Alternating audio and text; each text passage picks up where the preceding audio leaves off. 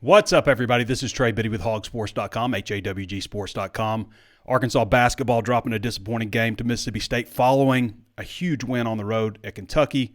Arkansas baseball gearing up. We're going to talk to Andrew Ellis about that. And is this the biggest spring in Sam Pittman's career? We're going to talk about all that and more on today's episode of Hog Sports Live.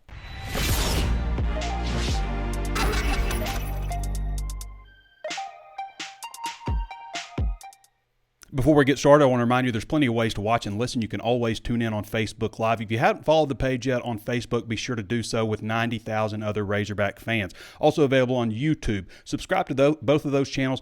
Hit the notifications bell so you're alerted on YouTube. Anytime we upload new videos, throw us a like, thumbs up, whatever it is on both of those platforms. Also available on Apple Podcasts. Throw us a 5-star review if you haven't done so already. We certainly love for you to let other people know what to expect from the show if they're listening on Apple Podcasts. Also available on Spotify, Stitcher, Google Podcasts, anywhere else you can think of to find your favorite podcast. And Hog Sports is just $1 for your first month at HAWGsports.com. Where to go? Bracketology. As Jerry Palm says with CBS, it's not good to lose to other bubble teams at home. And that's what Arkansas did on Saturday, losing to Mississippi State. Kept battling back. Seemed like every time they battled back, something would happen. And, I'm not putting it on Devo Davis because Devo Davis has done a lot of great things for Arkansas. Huge in the Kentucky game. After the Kentucky game, everybody was like, Devo, he's – let the game come to him, all this kind of stuff. And it felt like a little bit, there were too many times where he forced an issue or made something more difficult than it needed to be. And a lot of times, like when Arkansas would surge back like 3 different times, something would happen like that caused things to sway back the other way. So got to get it figured out. Devo's been playing really good basketball, but has caught a lot of flack for his play in the last game. I mean, there's Ricky Council didn't have a great game. There's plenty of other things. Mekhi Mitchell fouling, getting a whole lot of foul calls against him. A lot of things that were disappointing with the way Arkansas played at home against Mississippi State.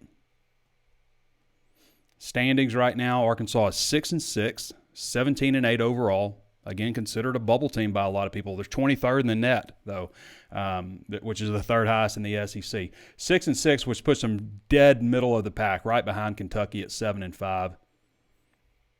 And what do they have coming up next? Actually, let's look at this. So this is from Curtis Wilkerson article on Hog Sports. What's left on the schedule? Current quad ones at Texas A&M, at Alabama, at Tennessee. Arkansas's got 6 regular season games left. That's 3 of them. So they're going to have their opportunities to prove whether they belong or not. At Texas A&M, at Alabama, at Tennessee. Of course, the next one's coming at Texas A&M, and we'll talk a little bit about them just a second. They're second in the SEC right now in the standings. Current quad 2 remaining, Florida and Kentucky at home. They round out the regular season with Kentucky at home. And then the quad 3 game is Georgia at home. So 3 road games, 3 home games remaining. As we mentioned, Arkansas is currently 23rd in the net rankings, 3rd in the SEC. Curtis breaks down everything, ESPN, BPI, Ken Palm, Torvik, just about every single thing, which is just part of the great basketball coverage you get from Curtis Wilkerson. Most of it you need a VIP subscription for. This is actually a free article, though, so you can go to Hog Sports and check out that article. So just in a chronological sense of what's next, Texas A&M, Wednesday, February 15th, in Bryan College Station. We talked about Texas A&M. They're currently second in the SEC behind Alabama in the SEC standings. Texas A&M, they won 27 games last year, missed the NCAA tournament. They were 9-9 in league play. Florida after that in Bud Walton Arena on Saturday, February 18th. That ought to be pretty rowdy. It's a 1 o'clock game. The Texas A&M game, by the way, is 8 o'clock ESPN2. Florida is also ESPN2, 1 o'clock February 18th. And then it's Georgia in Bud Walton Arena on February 21st, 8 p.m. So back-to-back, that's Wednesday and Tuesday. So midweek games at 8 o'clock anyway. And then you're at Tuscaloosa. That's going to be tough, 1 o'clock on a Saturday. What an environment that ought to be. And then at Tennessee. Tennessee has lost back-to-back buzzer beaters. The last one was a 40-foot three-pointer against Missouri on Saturday. So Tuesday, February 28th, Knoxville, Tennessee at Tennessee. And then Saturday, March 4th, Kentucky in Bud Walton Arena at 1 o'clock. That one will be on CBS. When you play Kentucky, you get the motherships type stations. The last one was on ESPN, and this one's on CBS. So that's what's remaining for Arkansas basketball. They certainly got opportunities to prove they belong in the NCAA tournament. They just got to win the games. That's all. They just got to win. Switching over to football real quick, and we're going to talk more about football. College football's 10 most interesting coordinator hires this offseason, ranked by our friends over at 24/7 Sports. So Dow Loggins is listed, number 9, going to South Carolina. Kendall Briles, Bobby Petrino is listed number 5, I should say, going to Texas A&M, obviously. Kendall Briles, where is Kendall? Oh, Kendall Briles, number 6 to TCU. So 3 guys with Arkansas connections listed as the 10 most interesting coordinator hires in college football. 3 offensive guys. This is for defensive coordinators too, defensive and offensive. 3 offensive guys, Arkansas ties. Dan Enos is not mentioned on this list. Travis Williams isn't listed on this list. These are the kind of articles that we read this time of year. Top 10s, preview articles. They're fun. People are always like, why do this? Why do a top 25 poll, before the season starts? Because it's fun, and it gives us something to talk about and something also to complain about a little bit. We can complain about where Arkansas is, where they're not, whether or not they should be doing the top 25 at that point. So I've been diving in a little bit, looking at position breakdowns as we get closer to spring football again. That starts March 9th. Starts March 9th, and then they have spring break, and then they'll pick up again. So they've got 5 practices before that. The red-white game is on April 15th. That should be the 14th. They haven't outlined the schedule completely, but I'm expecting that to be the 14th to the 15th allowable practices they can have. So April 15th, and then they'll have one more after it. And that's when we talked about the sports cluster in the last episode, where you have baseball in full swing. We're going to talk to Andrew Ellis here in just a minute. Baseball in full swing, March Madness going on. Whether or not Arkansas is involved in that or not, I guess, is to be determined.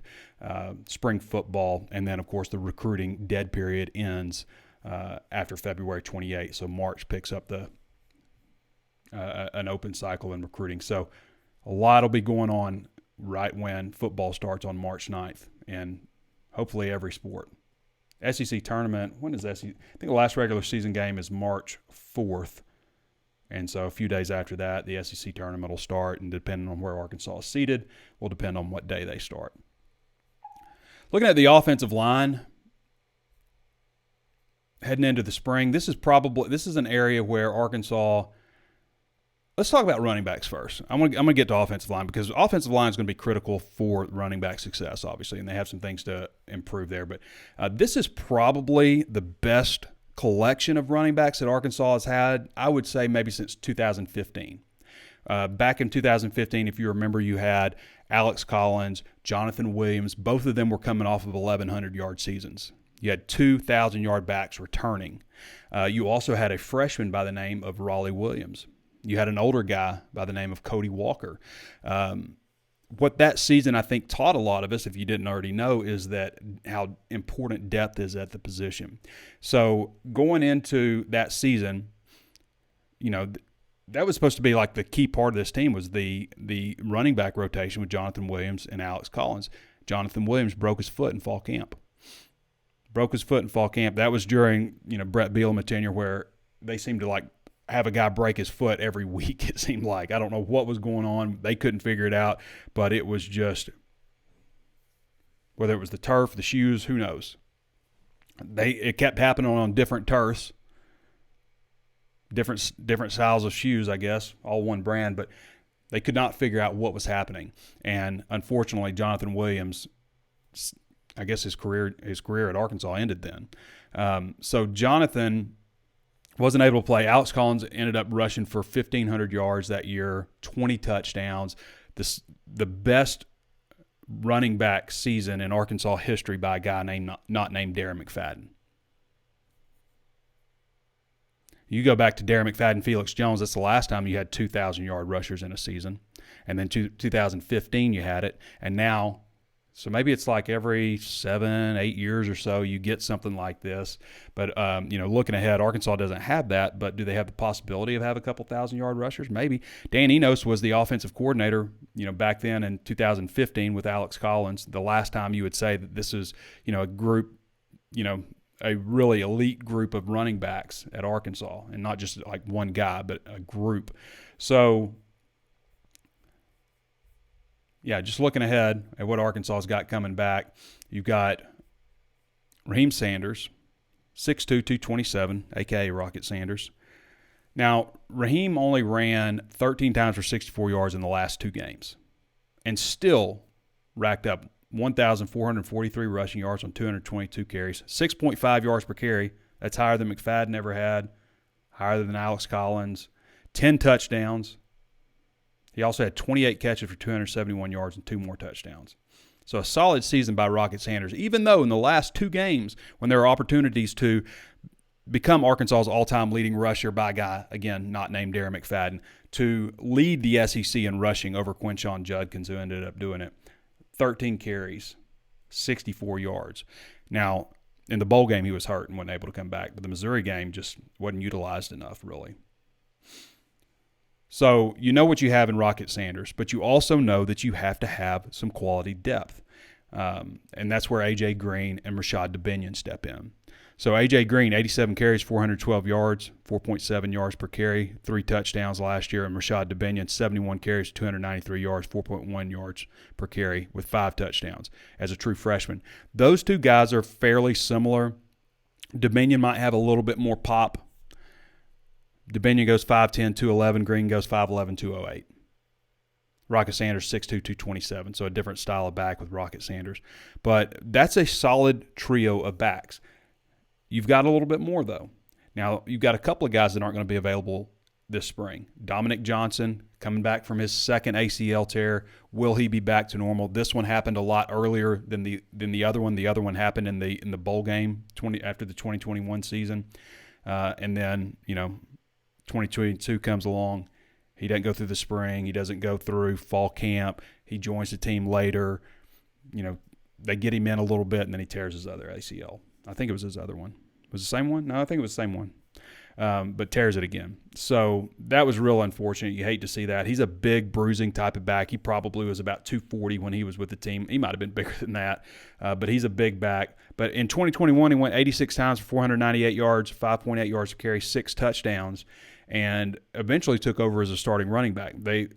He didn't have more than 6 carries that year in a single game until past the midpoint of the season. So, and the first time he got 20 carries or so, or maybe it was 18, close to 20, he went for over 100 yards. So he's not going to be available for the spring, though. I mean, he's not going to be back in time, but should be available by the start of fall camp. The other guy who's not going to be available this spring is Isaiah Augustave, 6'2", 195 running back out of Naples, Florida in the high school class. He is not one of the 12 early enrollees out of the high school ranks, 22 total, including the transfer class. You had 10 and 12. So Augustave was the number 224 overall prospect in the nation, number 13 running back in the nation.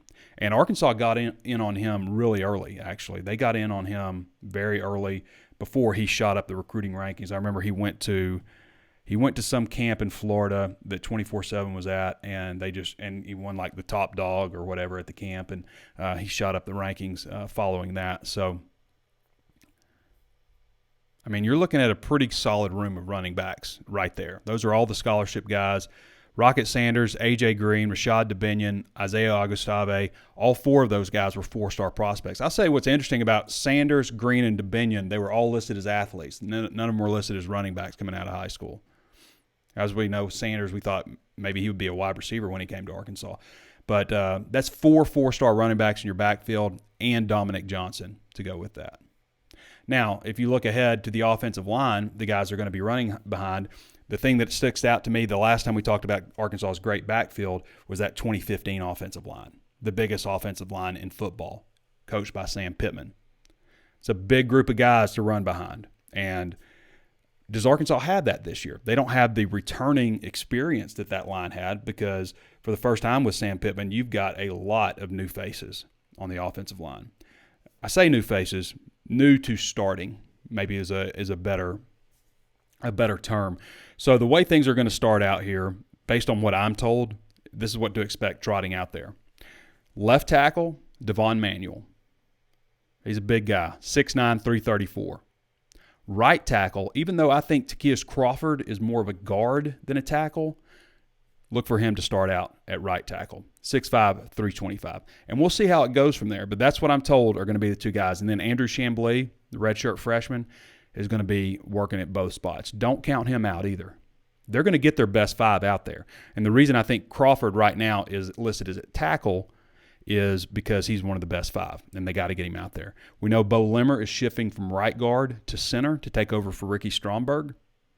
And we know that Brady Latham returns at left guard. Latham is another guy that can play basically any spot. I don't know that he's played center, but the other 4 spots, he's played all of those at some point in his career. He can line up at left tackle. If they decide he's the best option at left tackle, then that's where he's going to be, because Pittman, first and foremost, is going to figure out who his tackles are and then who his center is. And then he's going to worry about the guard. Not that the guards are less important. It's just those are a little bit more specialized. You need to be really tall, long torso type of guy to be a tackle, good feet. A center, you need to be able to snap the ball. Make sure you know everybody else is, you're kind of the leader up front as the center. So a little more specialized position. So so that pretty much outlines everything except for that right guard spot. And there you could have a Marion Harris starting out. I don't think that Joshua Braun is going to start out the first team right guard. And the reason is because of the history that we know with Sam Pittman and transfers. They almost always start out on the third team. I can remember back when John Ridgway and that group, Trey Williams and, that group of defensive linemen came in. They were actually fall enrollees, but every single one of them was with the third team. And next week they were the second team, then they were first team guys.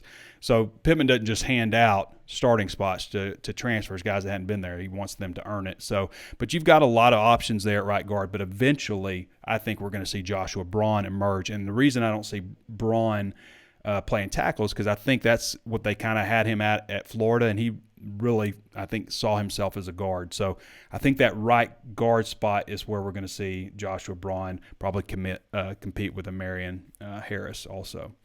Patrick Kudus is another guy to watch. Don't sleep on Patrick Kudus, who actually played last year. He's a sophomore. Came in as a freshman last season. But Patrick Kudus, a Marion Harris, Joshua Braun, I would say keep an eye on those guys. Andrew Chamblee, I think he's more of a left tackle type, 6'6", 303. And then Terry Wells, Cole Carson, Eli Henderson, probably your backup center. Those would be some other guys to keep an eye on. Josh Street, also from the walk-on groups, is another guy to keep an eye on. And then you got new additions coming in who will all be here for the spring semester. Luke Brown, a guy that I'm really high on. I think he's got a lot of ability, 6'5", 315 out of Paris, Tennessee, Henry County. Paris Patterson, 6'6", 345 out of East St. Louis, Illinois. And then Joey Sua out of Bentonville, 6'4", 320. Patterson's a big kid, 6'6", 345. Big dude. So that's where things stand on the offensive line. I think it's there should be an intriguing battle. I've broken down the depth chart. I've got like 3-4 deep at most positions all the way across. Anyway, just a few thoughts on the spring. And I really feel, guys, you're heading into year 4 with Sam Pittman. You would like to see them take a nice step forward. They've had so much turnover and transition. I mean, you've got 3 out of the 4 new coaches on defense. 3 out of the 4 are new. On offense, you're replacing your offensive line. You got KJ Jefferson back at quarterback. But I don't know. I think when you look at this defense, a lot of things about how we feel about Sam Pittman, how we feel about the future of the program, going to be determined by what happens on defense. The offense should be in good hands. I think they will be. You got some new receivers and some new players like that and stuff. But ultimately, when you look at the defensive side of the ball, with the linebacker situation, the secondary is the worst secondary in the country last year in terms of yardage given up. And I look at Marcus Woodson, what he did at Florida State. The year before he arrived at Florida State, the Seminoles were 13th out of 14 ACC teams. We talked about this last week. And you look at what he did, last year, his last year there, they were 4th in the country. Pretty solid improvement.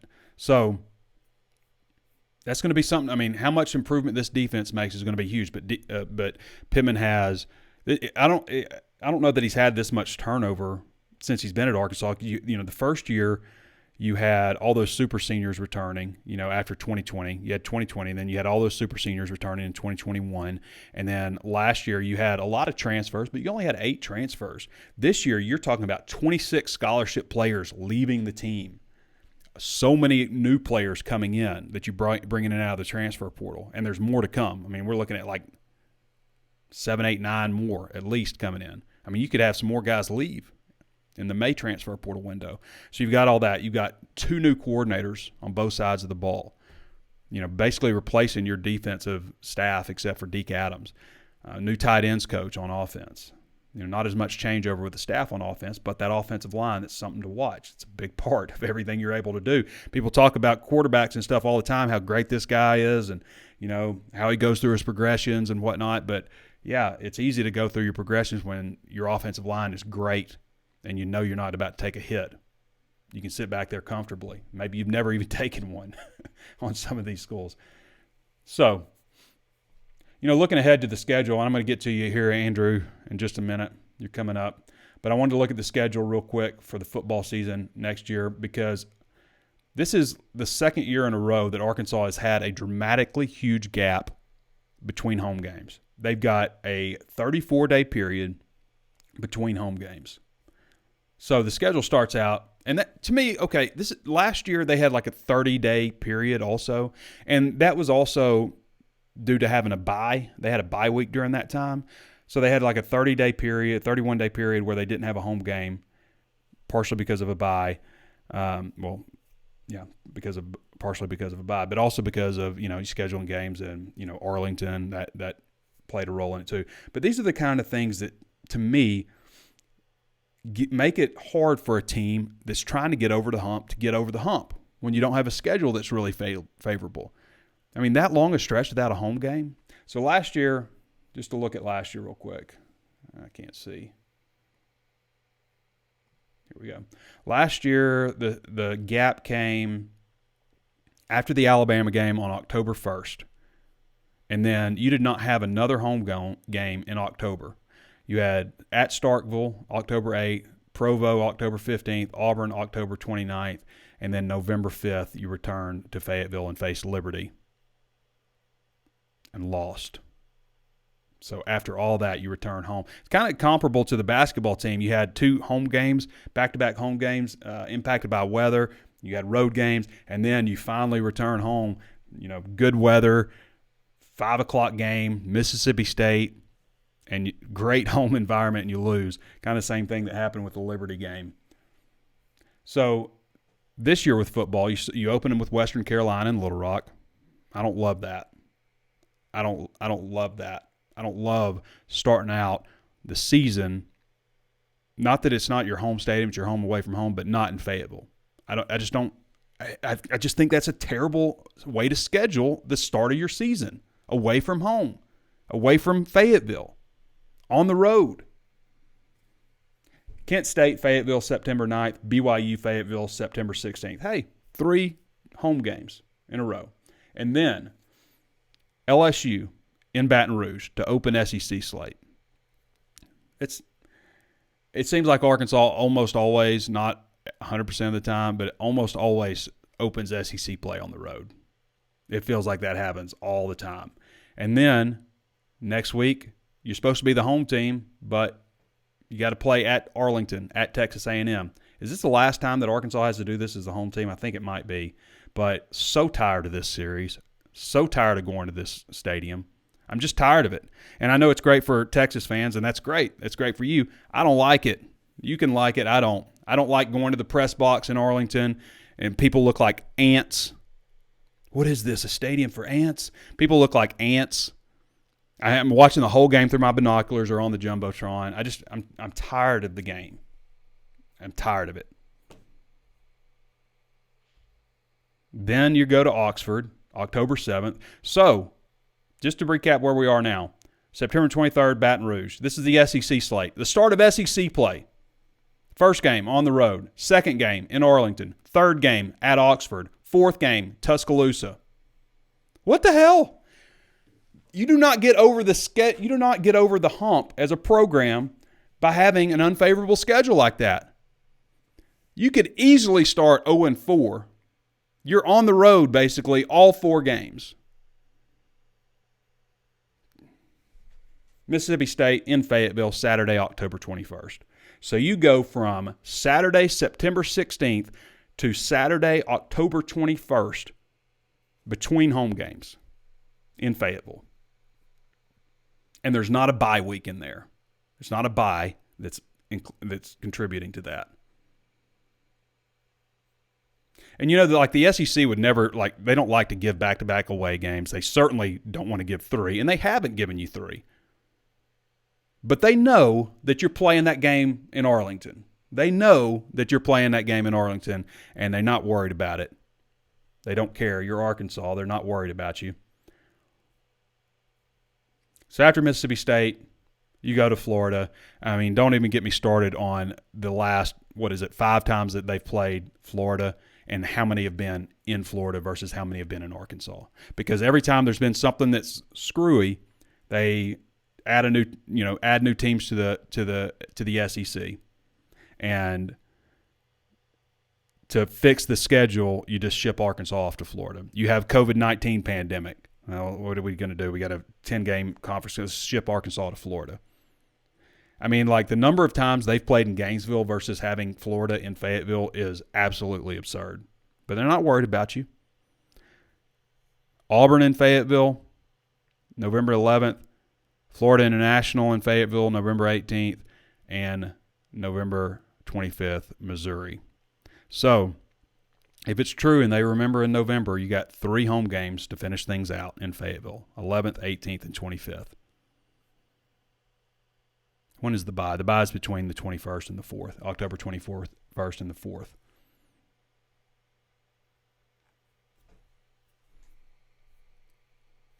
That's pretty wild. I mean, just think about it like this too.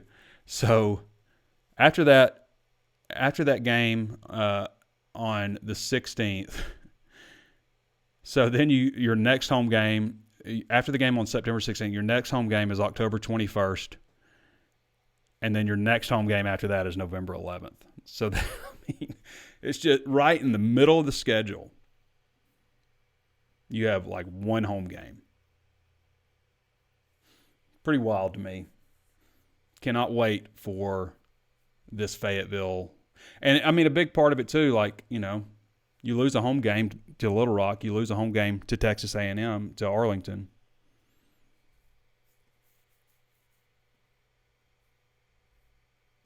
All right.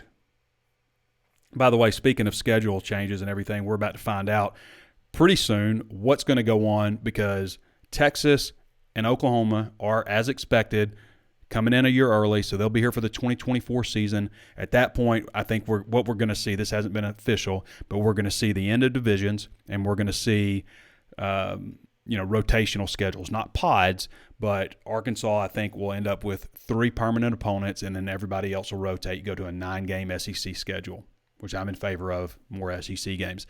But who are the 3 teams? Who are the three teams you want to see Arkansas play every year? Is it Ole Miss? You want to see them play Ole Miss every year? Texas every year?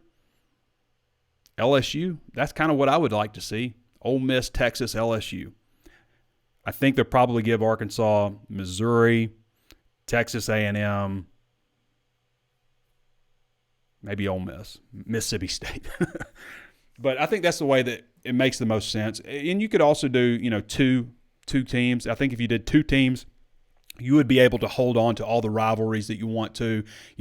Auburn, Alabama, Tennessee, Georgia, Florida, Georgia, Auburn. Those are all some of the reasons that we haven't gone to just one opponent or just getting rid of rotational opponents because they want to keep those rivalries going. Obviously, you want to keep Georgia, Auburn together, the oldest rivalry in the South, continuing continuous rivalry. All right. I told Andrew it was going to be 20 minutes, and it's been 30. So we're going to get to Andrew Ellis. For those of you who have not followed Andrew Ellis on Twitter, you're making a mistake if you love Razorback baseball, because he's your man for Arkansas baseball coverage. Does a great job. Andrew really does everything. He covers basketball, covers football, and he's the main baseball guy. So definitely go check out his stuff. And again, you can follow him at Andrew Ellis 24/7 on Twitter. Andrew, how you doing, Trey man? Biddy. What's going on? I'm about 10 minutes late having you on. I apologize, but we've got to the point of the show where we've covered basketball, we've covered football, and now it's time for some baseball discussion. And most people understand that they probably know way more than I do about baseball. I just kind of follow along with what you put out there, which, in my opinion, has been pretty solid, pretty enjoyable. Arkansas had a couple of scrimmages this past weekend, and they kicked things off with the college baseball showdown against Texas, and then TCU, and then OSU. Andrew, I'm just going to kind of let you take it. What did you see from the scrimmage, and what are you projecting to see coming up here? And also, I guess we got to mention unfortunate news about Jackson Wiggins. Yeah, the Jackson Wiggins news was definitely tough.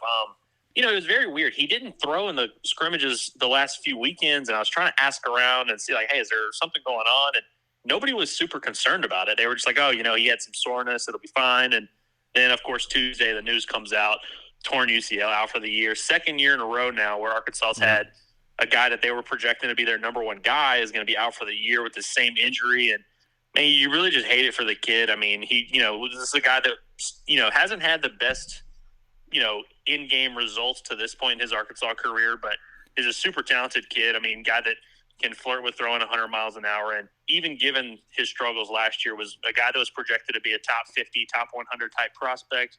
That's the kind of talent he was. And, he was one of the guys that was kind of standing out in the fall, and they were expecting a lot out of him. But the good news is that Arkansas really has plenty of options to go to in his absence. And the thing that stuck out to me this weekend is they had their three guys who were expected to start this weekend, and Hagan Smith, Will McIntyre, and Hunter Holland. They kind of just stepped right up, and they all three looked really solid in their last kind of tune-up before the real deal. And so there's not a ton of concern there, whereas like this time last year it was kind of like, what are they going to do to replace Peyton Paulette? Well, Jackson Wiggins is a huge blow, and you hate to see it, but Arkansas has options in their pitching staff, and that's the thing that Coach Dave Van Horn's really raved about with this team is the depth that they have with their pitching staff. That's going to be the thing that drives this team going forward. So Hagan Smith was all freshman last year, 4.66 ERA, 90 strikeouts. Tell us more about the JUCO kid. Yeah, so I'd say one of the biggest surprises with the pitching staff has been Hunter Holland, man. I mean, Van Horn and Matt Hobbs, the pitching coach, have been very open that he's been better than they thought they would. I mean, he comes from a school, San Jacinto College, which has kind of become a JUCO powerhouse at cranking out talent. And so they thought they were getting a good player who could probably help them, but turns out he's been just blowing people away. I mean, he's in the mid-90s with his fastball, big left-handed kid, and he's the guy that in the fall, the D1 baseballs of the world and Baseball Americas kind of came to Fayetteville, and he was the guy that everyone was raving about. And he's the guy that's probably going to step into that Sunday role. And they're really excited about like what he can bring to the table. Throws a ton of strikes, and like I said, he's been arguably their most consistent pitcher to this point. He had a little bit of some tough luck yesterday in his outing, but he's been really solid, and I know they're really pumped about him. Andrew Ellis joining us again. You can follow him at Andrew Ellis 24/7 on Twitter. Does a fantastic job covering all aspects of Razorback sports, and especially with his focus on baseball. We talked about CBS and ESPN. You can always tell when you got a big game when it's on those platforms, but I don't know if anything tops Flow Sports for baseball, and that's what we're getting this weekend, which is a subscription service that streams baseball games in overall poor quality. I mean, how fitting is it that you have this wonderful event on paper where you have SEC teams, Big 12 teams, there's top 10 matchups, top 15 matchups. On paper should be this awesome event where it gets people excited about the start of college baseball. Should be a huge thing that you'd want to really push if you're a college baseball guy. And have your top teams out there and all these big fan bases, Arkansas, Texas. I mean, it should be great, but then you force people to pay $30. Nobody knows how to do it. You have some people that are trying to figure they're paying for the wrong subscription. They're paying for a year long, and it's just a mess every year. And no one's really been able to break down for me why they can't just stream it on ESPN platforms or have something like this televised. It just doesn't make any sense that you'd have programs like Arkansas and Texas and TCU and Vanderbilt's going to be here. I mean, just the biggest programs and biggest fan bases in college baseball, and their fans are having to pay $30, and nobody outside of those fan bases can even see the game. It's just baffling to me. But we'll have as much coverage as we can on HawgSports.com. I'm going to try to do live update threads because I know some people won't want to pay the thing. And, I'm going to head down there Friday, try to get there in time for that first game. And I'm really looking forward to it. It's going to be a great atmosphere, and the game should be awesome. And we should learn a lot about this team. They're going to get tested early, but like I said, the Flow Sports thing is just it really puts a damper on the whole thing. Yeah, it really does. I mean, the same thing with like when they were in Europe with the basketball team, and no matter how many times we explain with people the package that they need to sign up for, how to do it, tons of them are like, oh well, here's the yearly option's got this discount and all this stuff. So there's probably a lot of people out there that still have Flow Sports that never canceled it from the monthly subscription or accidentally paid for the yearly. So they'll probably be in good shape. What do you think about this baseball team? I mean, obviously Dave Van Horn has a pretty proven track record, but do they have a chance to be better than last year? I think when you think about the regular season, I'm not saying this team's going to finish top 3 in the College World Series. It's impossible to kind of predict postseason success, but I think I wouldn't be surprised if this is a better team start to finish in the regular season. Now they are going to have to face an absolutely brutal schedule, which we talked about starts right out in the gate with 3 ranked teams, 3 Big 12 programs, but even their non-conference games, I mean, they're facing a Wright State team they're going to play them in a 3-game series, which I'm predicting is going to be the team that somehow wins one game in that weekend series and fans freak out. And then they realize, oh, Wright State's a team that goes to the tournament every year and they're not that bad. They're kind of one of those programs that's just scrappy enough to steal a game from a big team in a 3-game series. Louisiana Tech's another team that's coming in here. That's a good non-conference weekend series. But, this team, they have so many – I mean, we talked about the depth so much. That's kind of the number one thing that jumps out. But with the pitching staff, I'm saying. But, the lineup just has so many proven, experienced guys. And I think there's a negative connotation sometimes when you talk about JUCO transfers. And Arkansas has a few of those JUCO transfers that they're really counting on. Caleb Calley's a guy that really sticks out to me that nobody in the country is really talking about him. I mean, D1 Baseball just did their projection. They didn't have him in their top 150 third baseman, which is crazy to me. I mean, this guy's – he might be the best hitter on this Arkansas lineup, but he came from the JUCO ranks, so nobody really knows about him. But Arkansas's had a good run with JUCO guys lately, and there's going to be a lot of newcomers on this lineup, but I think I'm kind of bullish, but cautiously optimistic because they got off to a slow start last year. So, we'll see, but I think they have the pieces to be what they've been the last decade. Andrew, you're kind of in that age range and relationship status that Valentine's Day might mean something. You got your Valentine's stuff sorted out? Well, I'm actually glad you asked about this, Trey. I had my Valentine's Day plans set. I had a reservation at Zuma. I said it last week. I was so pumped. Then they sent me a text Saturday and said, "Hey, we're really grateful to have you for this Valentine's thing. It's gonna be awesome. Here's our menu that we're using tonight. That is completely different than our normal menu. It's $50 a person, and you have no choice but to do it. Yeah. So I canceled that reservation today. I'm staying in for Valentine's Day this year because it's impossible to get a reservation right now. But so I'm a little disappointed about that. And but I know it is what it is. I know it's a big deal for restaurants they do this specialized menu where you order this item, however many courses and stuff. They don't serve their normal food that they, even if you love what the place has, they never serve the normal food. I know it's a big deal. They make a lot of money off of it, but I'm against it. I'm anti Valentine's Day dinner because of the set changed menus. But luckily my wife does not find Valentine's to be important. I'm at a different age. I'm 45. You're mid-20s, so a different stage of life. For me, I think my wife is happy if I just think about her and get the normal type of stuff to wake up to. For me, it's actually probably a bigger deal for my daughter who is 9 to get something from her daddy and get some balloons and candy and little flower things. So that's where my Valentine's Day is. But we've stayed in for Valentine's and, cook at home or do something like that for years. But I know you're in a different relationship status than a guy who's been married for many, many years.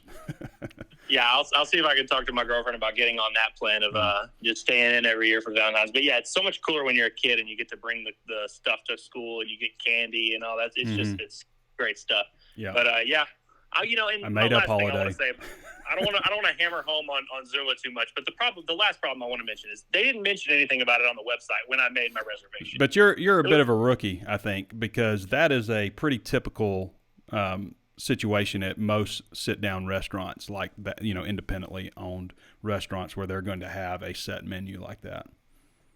Yeah, I guess I am a rookie at this kind of stuff. But yeah, you think you'd mention it on the website if you're going to be doing it a week later. But, it is what it is. But yeah, I'll make the most of what I can. So this is why people tune into the show, for information exactly. like this is great stuff right here. Right out there's some 19-year-old who had no idea about the set menu situation for Valentine's. All right, Andrew, anything else you want to add about Razorback baseball or sports in general? I mean, you cover the breadth of Razorback sports.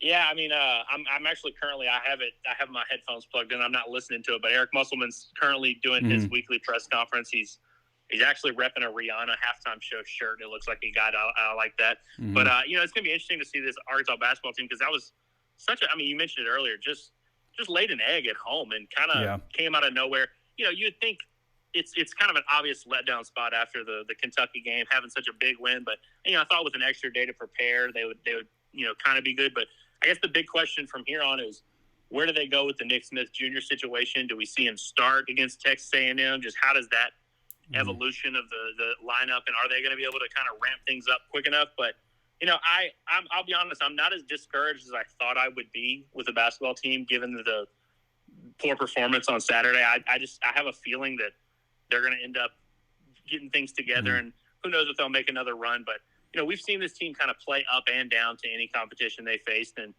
I see this team kind of putting the pieces together, and we'll see if they have enough to make a run. But I'm not all the way disappointed just yet. I mean, we're disappointed in some area, but I'm with you. And I see so many people react like this way in baseball too. Like anytime they lose, just like, oh my, it's a disaster. This team sucks. All this stuff. Like they're gonna lose games. I mean, it's basketball, baseball. They're gonna lose games. The trick is obviously to win more than you lose, but it's just gonna happen, and you need to be peaking at the right time. But I wouldn't quit on this basketball team. But when you look at the comments below on just about anything, it's a lot of that kind of talk, like how these guys suck. Devo, Devo can't do it. When before last game, it's like praising Devo and praising how this team has turned things around, and they're still again 15-2 in the month of February over the last 3 years. Yeah, and I think football has just conditioned our brains to where every week matters so much, and all we have is the small sample size to react to in football. Football, you can freak out with a loss. Yes, absolutely. Right. Whereas 12 games. Sometimes, right, and sometimes it's not any deeper than they just played poorly on a given day. And that can happen in football, and it's obviously more of a derailing situation there. But sometimes with basketball, especially, it's such a high variance sport. You have a weird matchup. It just kind of happens, but. It's going to be very interesting to see, what this team looks like. They've started to pick things up on the road, and so if they could pick up this win against A&M, I think it would really kind of be a sigh of relief. They could kind of go ahead and put to bed any of the bubble talk. I think that would really probably solidify them, barring anything crazy, and it would just make fans feel so much better about the outlook of things moving forward and kind of get them excited for March again. Hey, they got plenty of opportunities to prove themselves coming up. All right, Andrew, appreciate you, brother. Absolutely. Thank you. Happy Valentine's. You too. As men, do you guys expect to receive Valentine's Day gifts? Like, is that just – I don't know if anybody ever gives me Valentine's since, like, elementary school anyway. Anyway, happy Valentine's to all of you, and we'll be back with you guys next week. Curtis Wilkerson will be back with you guys after the Texas A&M game. I'm not sure if he'll do a show right after. Probably a show right after since it's a later game. So Curtis will be with you guys, I guess, on Thursday to do Hog Hoops Live. Hog Hoops Live is same Facebook page, Same podcast channels, but a different YouTube page. So if you want to watch it on YouTube, you need to subscribe to the Hog Hoops Live channel. And you can check out Curtis there. Does a great job. All right, everybody. Thanks to Andrew Ellis for joining us. Talk a little bit about Razorback baseball. Thanks to all of you for watching. Thanks to our subscribers, of course. And we'll be back with you guys next week, unless something crazy happens. This has been Trey Biddy with HawgSports.com, and we'll catch you next time.